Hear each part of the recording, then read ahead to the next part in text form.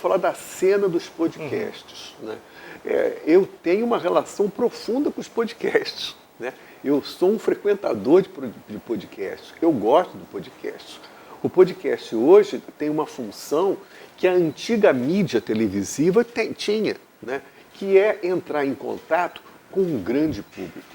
A minha relação é com um grande público, viu, Beck? A minha relação é isso, é com um grande público. Eu me lembro que quando eu comecei a minha vida artística, a primeira coisa que eu queria fazer era entrar no programa do Jô Soares. Por quê? Porque na época, no início dos anos 90, o Jô Soares, através do SBT, não era nem a Globo, tinha uma relação com um público enorme, era um público enorme. É isso que me interessa, né? Hoje em dia, a arte contemporânea, os artistas têm valorizado muito os nichos, né? Tocar para pequenas plateias de 60 pessoas privilegiadas, com cabeça boa, acaba sendo uma perspectiva meio elitista. Você está me entendendo? Eu não, eu sempre quis conversar com um grande público, mesmo sofrendo todas as consequências da incompreensão.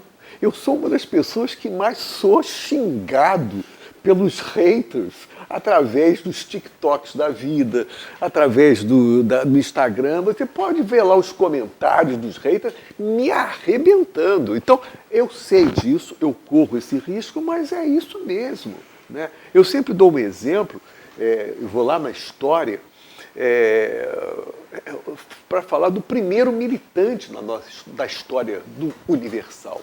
O primeiro militante da história universal se chamava Paulo, o apóstolo Paulo, que fundou a igreja. O apóstolo Paulo era o primeiro militante, tanto que um grande filósofo francês, Alain Badiou, filósofo de esquerda, não é nada católico, não. Ele escreveu um livro sobre Paulo, justamente para falar sobre a militância, sobre o papel do militante. Qual é o papel do militante? O papel do militante não é ficar na bolha. Porque se você ficar na sua bolha, você não é militante. A função do militante é sair da bolha. Então, os filósofos gregos, nas ágoras, né, Platão, Aristóteles, aquela escola toda, o Paulo era motivo de riso.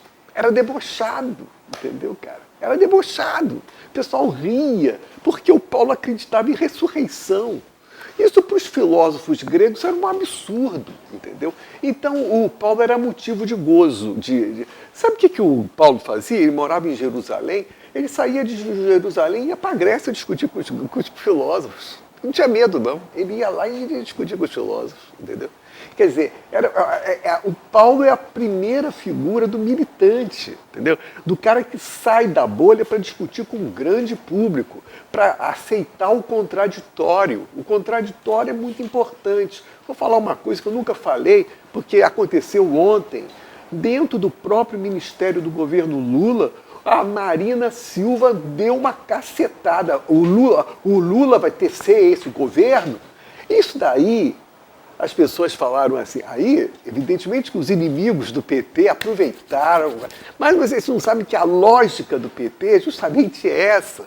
A lógica do PT é colocar a discussão dentro do próprio partido, dentro do próprio governo, né? Eu me lembro que em 2002, no primeiro governo Lula, eu falo isso no meu livro Lulismo Selvagem, o Lula criou um primeiro ministério dele, que era uma loucura, porque eram pessoas que, escola ortodoxa, economia heterodoxa, criavam uma salada, e é isso, porque o Lula não tem medo do contraditório, entendeu? Então o fato da Marina Silva ter levantado essa questão no interior do partido, dentro do próprio partido, é a prova inequívoca do que é o PT. O PT não tem medo do contraditório. O PT não tem medo do contraditório. E olá, mais um que não se inscreveu no canal. Inscritos são muito importantes para o projeto crescer. E não custa nada para a gente te inscrever. Dá uma força para a gente, te inscreve aí.